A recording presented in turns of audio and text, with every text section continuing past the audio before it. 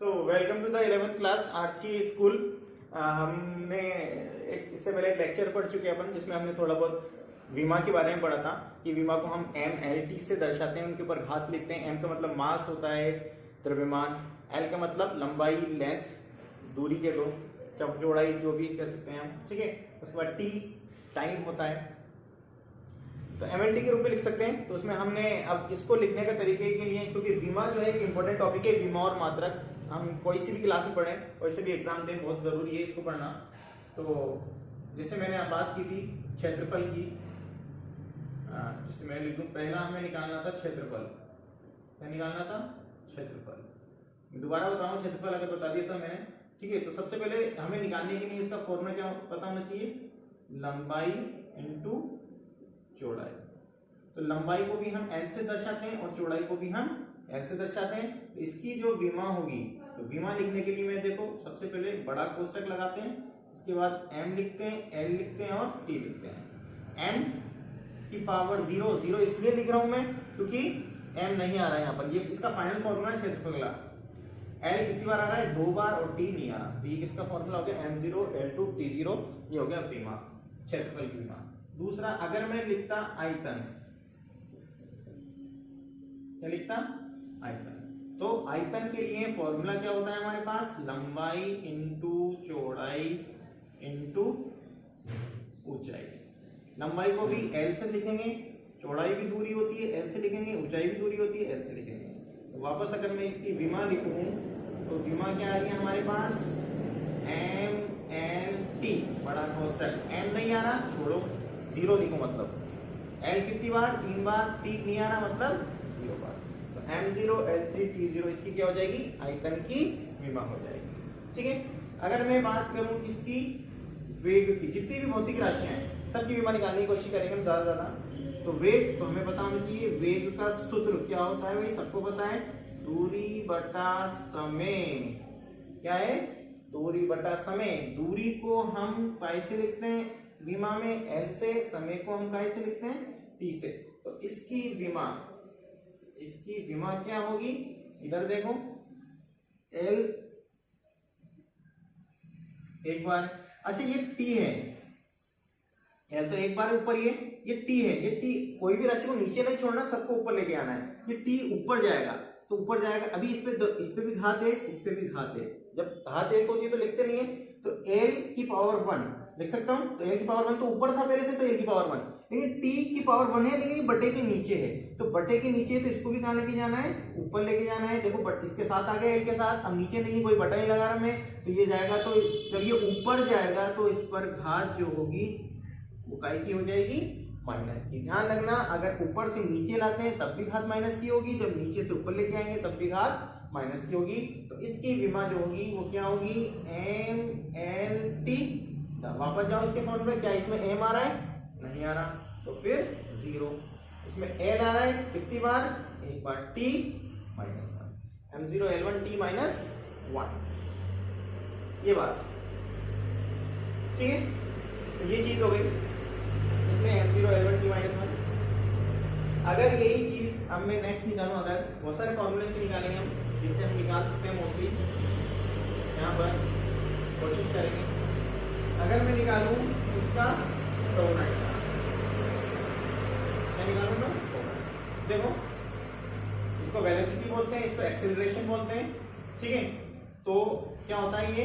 Velocity upon time, velocity upon time. तो एक तरीका, दो तरीके से बता रहा हूं, देखो दो तरीके से क्या है। एक वेग हम निकाल चुके हैं, तो वेग की हम निकाल चुके हैं, तो वेग का अगर मैं लिखूं तो क्या आएगा? M0 L1 T माइनस 1, और समय का वापस T T1। तो देखो M0 L1 T माइनस 1 था यहाँ, लेकिन ये T एक तो बच रहा है, ये कटने का नहीं, कटता तब ये जब ये माइनस 1 होता। लेकिन ये अब घातों को कैसे सोल्व करते हैं? देखो घातों को सोल्व, -1, ये भी T है, लेकिन ये ऊपर जाएगा तो वापस -1। जब आधार समान हो तो घातें जुड़ जाती है, तो -1 कितना हो गया? -1। एक तरीका तो ये। दूसरा तरीका, ये तो तब है जब हमें वेग का पता हो, लेकिन जब हमें वेग का ही नहीं पता तो हम उसका भी निकाल सकते हैं। मतलब अगर मैं लिखूं वेग, तो पहले तो जो बटे की बटा है, हमें पता है बटे के नीचे और बटा आ सकता है, तो इसको आसान करने के लिए मैं पहले से ही 1 समय, यानी ये समय को मैं पहले ही लिख दिया यहाँ पर, पहले ही जो बटे के नीचे वाली चीज है उसको मैंने अलग लिख दिया। सिर्फ क्या बचा, वेग। मैंने ऐसा इसलिए क्यों किया है, क्योंकि वेग का भी फॉर्मूला है। क्या फॉर्मूला है, जो हम पढ़ चुके हैं अभी, दूरी बटा समय। जितना हम तोड़ सकते हैं फॉर्मूले को, हमें उतना तोड़ना चाहिए। एल समय को टी, इसको भी टी, तो कितना हो गया एम एल टी। तो एम कितनी नहीं आ रहा, छोड़ो। एल कितनी बार, एक बार टी, दो बार पर बटे के नीचे ऊपर जाएगा तो माइनस का, देखो सेम आ गया, ये हो गया। ठीक है, तो हम कोई से भी तरीके से निकाल लो। ये वाला तरीका ज्यादा इंपॉर्टेंट है, क्योंकि जरूरी नहीं हम आगे निकालेंगे तो सब इससे पहले की भी हमें पहले से याद हो, तो हमें बिल्कुल इजी वे में निकालना आना चाहिए। बहुत सिंपल टॉपिक है, बहुत आराम से समझना है। ठीक है, और आने चाहिए सब फॉर्मूले। बिना फॉर्मूले के हम विमान और मात्रक दोनों ही निकाल सकते हैं। मात्रक तो हम नेक्स्ट वाले अगले टॉपिकों में पढ़ेंगे। सबसे पहले विमा सीख रहे हैं, तो विमा सीखना बहुत जरूरी है, बहुत काम में आने वाली चीजें हैं। अगर मैं बात करूं घनत्व की, डेंसिटी, तो घनत्व का फॉर्मूला सबको पता है, क्या होता है, द्रव्यमान बटा आयतन। ये देखो, जिसको फॉर्मूले फिजिक्स में याद नहीं है वो फॉर्मूले भी नोटिस करते जाए और यहीं पर ही याद करते जाए। फिजिक्स में फॉर्मूले बहुत काम आते हैं। द्रव्यमान मतलब एम, आयतन मतलब लंबाई इंटू चौड़ाई इंटू ऊंचाई। लंबाई को एल से, चौड़ाई को एल से, ऊंचाई को एल से। लिखो भाई, एम एल टी। एम आ रहा है कितनी बार, एक बार। एल आ रहा है 1 2 3 3 बार, लेकिन बटे के नीचे तो फिर -3 बार। टी नहीं आ रहा, 0। ये हो गई घनत्व की विमा। ठीक है, इसके बाद हम निकालें, इसमें निकालूं रैखिक संवेग।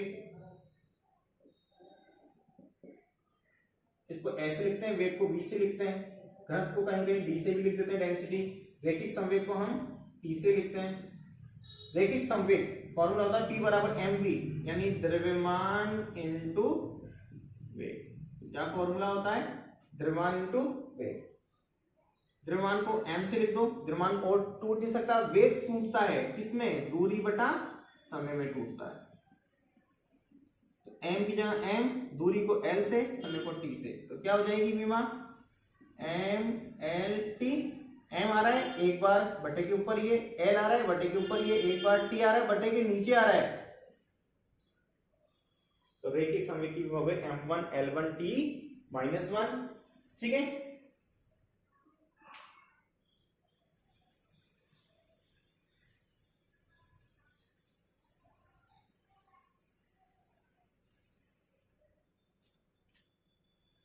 बल की निकालू मैं, फोर्स। बल F बराबर एम ए। एम मतलब द्रव्यमान, ए मतलब त्वरण। द्रव्यमान नहीं टूटता, डायरेक्ट आ जाएगा एम। त्वरण टूटता है किसमें, वेग में और समय में। वेग बटा समय, तोड़ते जाओ। ठीक, एम बटा, मैंने बटा इसके नीचे इसलिए लिख दिया क्योंकि ये बटा है, किसी के नीचे लिख सकते हैं। समय आ रहा है, समय को टी से लिख दिया, यानी मैं दो के बारे में लिख सकता हूँ, एम और इसके बारे में। अब क्या बचा है सिर्फ वेग। वेग को वापस दूरी बटा समय। दूरी मतलब एल, समय मतलब टी, यानी ये एम और टी तो ये वाले और ये वाले। वेग यानी दूरी मतलब एल बटा समय। इसको फॉर्मूले से खोला है, तो वापस एम एल टी आ गया। एम कितनी बार आ रहा है भाई, एक बार। एल कितनी बार आ रहा है, एक बार। टी कितनी बार, 2 बार, लेकिन बटे के नीचे -2। ये हो गया भाई फॉर्मूला। ठीक है,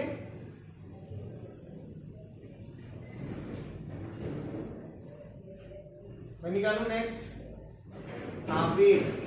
क्या निकालू मैं, आवेग। मोस्टली आई से भी लिखते हैं। क्या होता है ये, बल इंटू समय,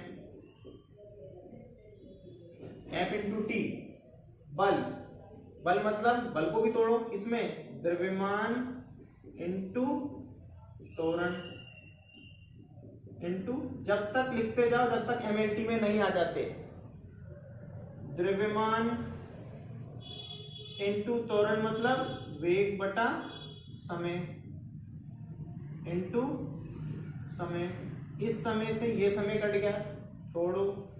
द्रव्यमान जब तक लिखते जाओ जब तक MLT में नहीं आ जाते। ये तो आ गया, लेकिन इसको वैसे कैसे लिख रहे हैं? जब वेग मतलब दूरी बटा समय आ गए सब। m दूरी l और t, MLT, m एक बार, l एक बार, t -1 बार। तो ये फॉर्मूले है विमा निकालने के। जैसे मैं निकालूं प्रेशर का,